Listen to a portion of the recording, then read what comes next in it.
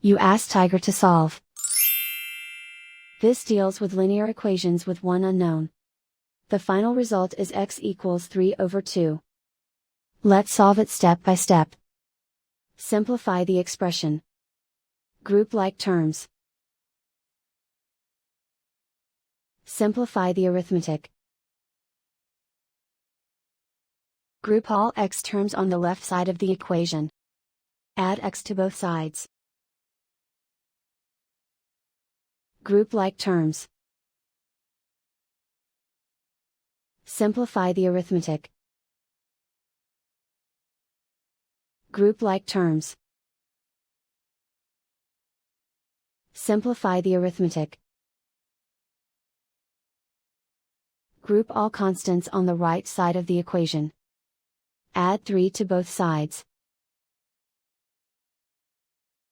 Simplify the arithmetic.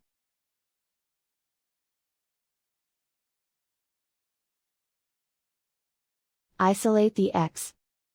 Divide both sides by 4. Simplify the fraction.